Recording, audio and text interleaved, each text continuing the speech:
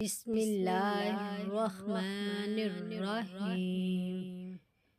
حضرت ہشام بن عروہ اپنے والد سے روایت کرتے ہیں کہ ہشام بن حکیم شام میں قوم انبات کے کچھ لوگوں کے پاس سے گزرے جنہیں دھوپ میں کھڑا کیا گیا تھا اور ان کے سروں پر زیتون کا تیل ڈالا جا رہا تھا۔ انہوں نے پوچھا یہ کیا معاملہ ہے؟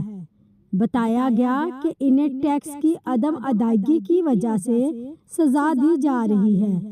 ہشام نے کہا میں گواہی دیتا ہوں کہ میں نے رسول اللہ صلی اللہ علیہ وآلہ وسلم کو فرماتے ہوئے سنا، وہ بے شک اللہ ان لوگوں کو عذاب دے گا جو لوگوں کو دنیا میں ناحق عذاب و سزا دیتے ہیں۔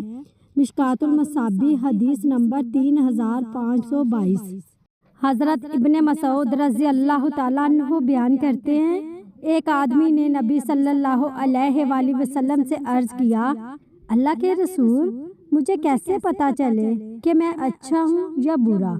نبی صلی اللہ علیہ وآلہ وسلم نے فرمایا، جب تم پڑوسیوں کو کہتے ہوئے سنو کہ تم اچھے ہو تو تم اچھے ہو، اور جب تمہیں انہیں کہتے ہوئے سنو کہ تم برے ہو تو تم برے ہو۔ مشکوٰۃ المصابیح حدیث نمبر 4987۔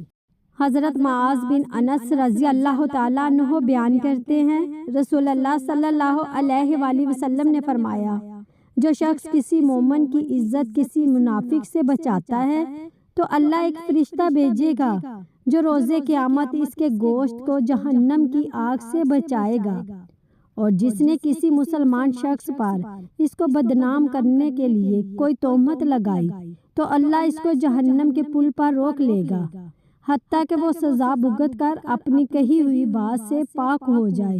مشکوٰۃ المصابیح حدیث نمبر 4986۔